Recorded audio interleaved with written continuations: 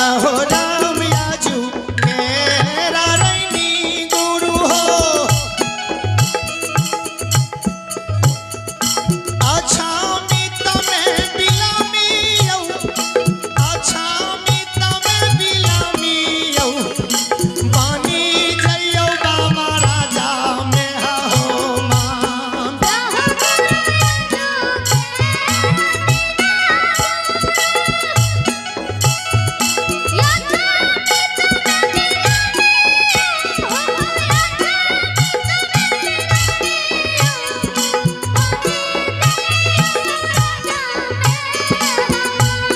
गुरु महाराज आए के रैनी रात अपने है अभागल सेवक के दरबार में रहियो आए अपनी सेवा करे के मौका या अभागल राजा के दियो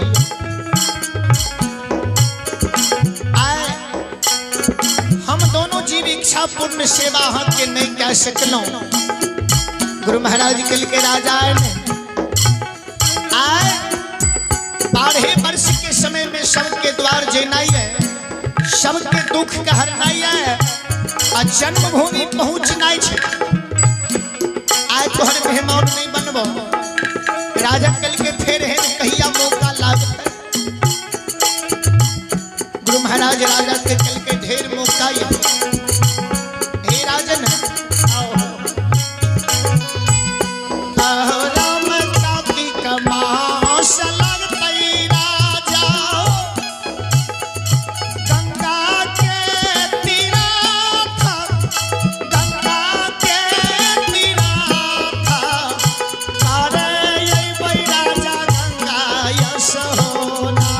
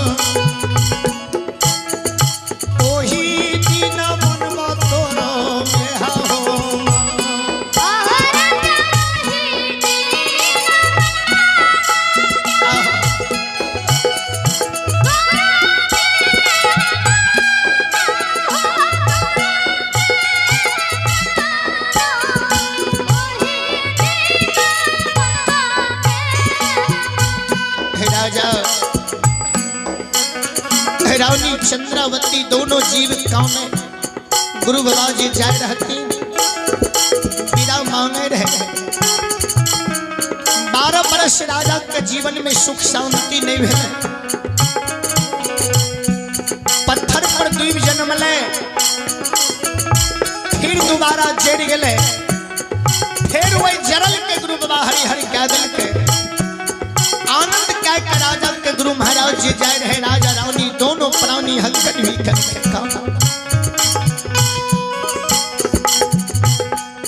कौन जन्म में अपनी के ऋण हम चुके गुरुदेव आयता रात रहे के हमारा सेवा के मौका देती है गुरु महाराज कल के राजा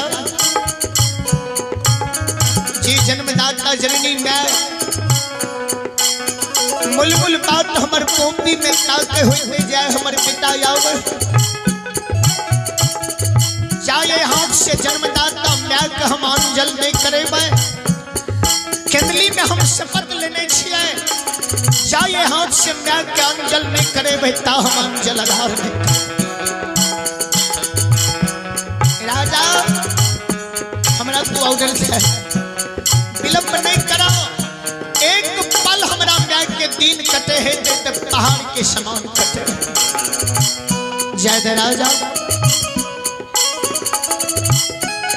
गुरु के कारण राजा गुरु के विदाई के लिए राजा रानी दोनों प्राणी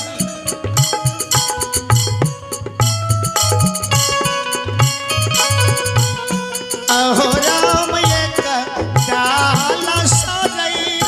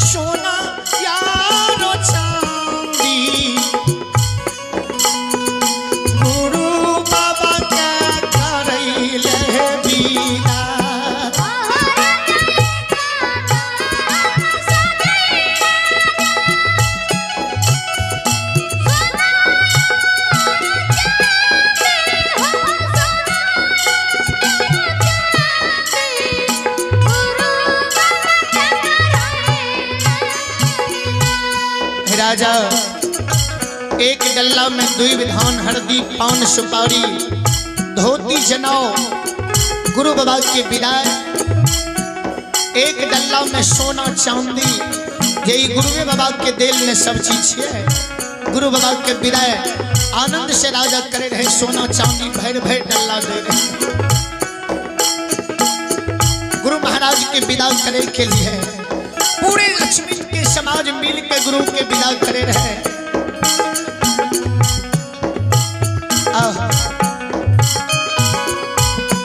अहो राम हाथी पीठ राजा घोड़ा पीठ पलंग जलकई घोड़ा पीठ पलंग जलकई करई राजा हो गुरु के हो बीना।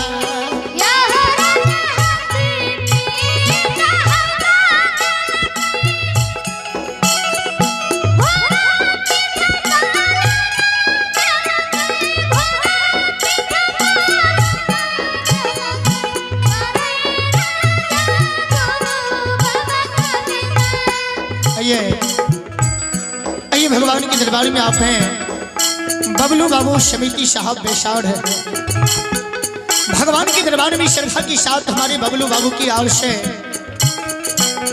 101 रुपए की पुरस्कार है। भगवान श्रद्धालु की मनोकामना को पूर्ण करें। और आप हैं नीतीश कुमार, अविनाश कुमार, रुपेश कुमार। भगवान के दरबार में श्रद्धा के साथ है महादानी की आड़ से शानदार 551 रुपए की पुरस्कार आए हैं। बहुत बहुत धन्यवाद, बहुत बहुत अभिवादन है। भगवान ऐसे महान दानी की मनोकामना को पूर्ण करें। बाबा भोले भंडारी श्रद्धालु की भंडार को भेंट रखें। जय हो दाता की जय हो। राजा गुरु महाराज अक्षमित नगरी से विदा हुए रहे। राजा गुरु बाबा के कहे हाथी पर बैसियो, घोड़ा पर बैसियो, अपने हम जन्मभूमि तक पहुंचा दै छी। अपने पांव पैदल चल के कोना जेबै। गुरु महाराज के लिए राजा आय हमर उ दिन नहीं छै, आय हमर उ समय नहीं छै। आय हाथी घोड़ा पर हमरा शोभा नहीं दे। हम तपस्वी छियै, हम भगवान के भक्त छियै। हाथी घोड़ा पर ते राजा महाराजा चढ़े छै। ओहो में राजा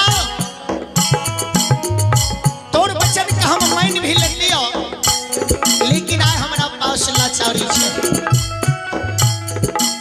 जे दिन भगवान हमरा कोढ़ी शरीर बनेने रहे, जे रास्ता से हम जाए रहिए तो बात बटोही वही रास्ता से नहीं भूले। राजा हो जे शरीर के लेहू पीट कर दुईब पर हमर लायक पड़े रहे, वो दुईब जड़ जाए।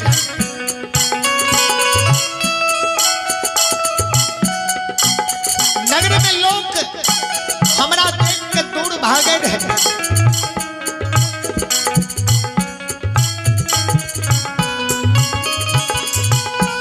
राम जाही बात गली राजा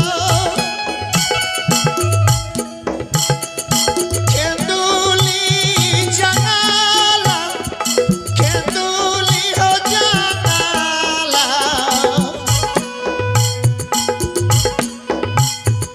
सुखी गेलै राजा खाड़ा पतवा।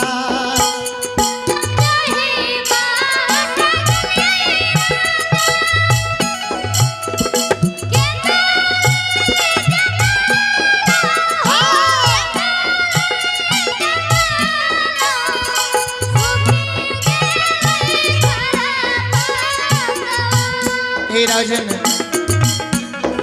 दुईब घास खर पतार हमरा चरण से सूख गेले। आय वही रास्ता हम पैदल जेबे तो कर उधार भए जे। जकरा जकरा हमरा से कष्ट भेल होते सबके माफी मांगने, सबके कल्याण कहने हम लक्ष्मीपुर से जेबे। राजा हाथी घोड़ा पर ने हम चढ़। गुरु बाबा के विदा सकल समाज मिल के गुरु के विदा करे रहे।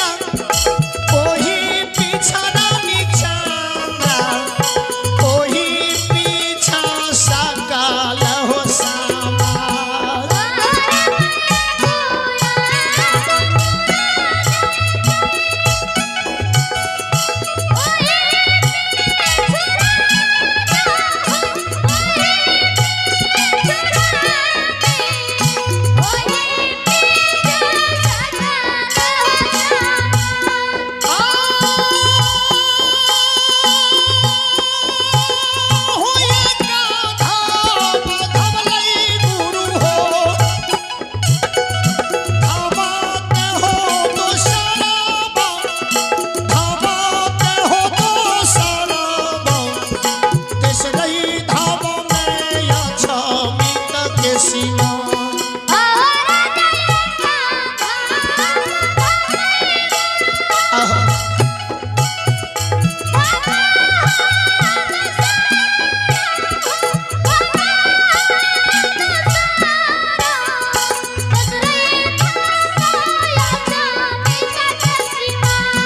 राजा गुरु महाराज अश्विन के सीमान पर पहुंच गए।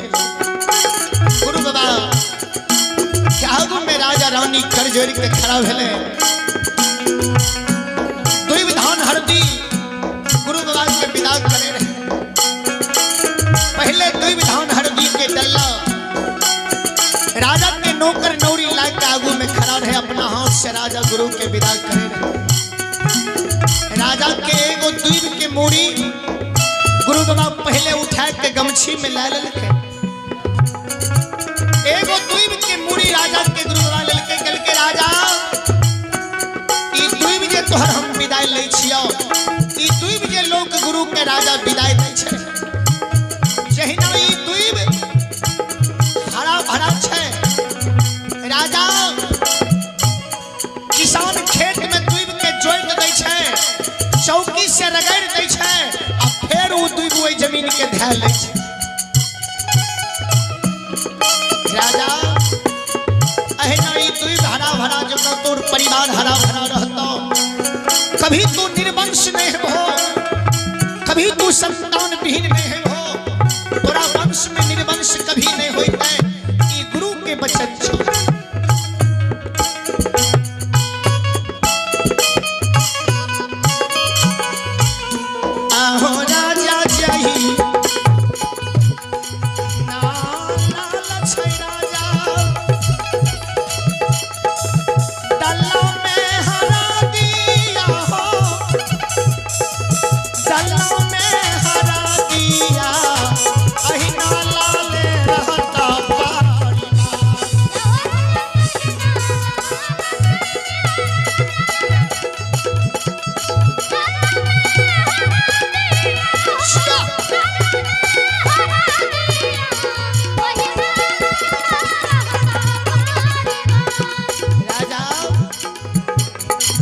हरदी ला लिए गुरु के लोग हरदी विदाई दैये।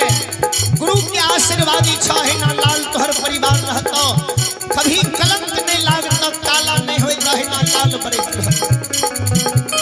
एक चुटकी धान राजा के गुरु महाराज उठाए के लेके राजा ई धान के तोर हम विदाई ले छियो। आ शेष बचल धान के तू बखारी में दे दिहो। गुरु के बचन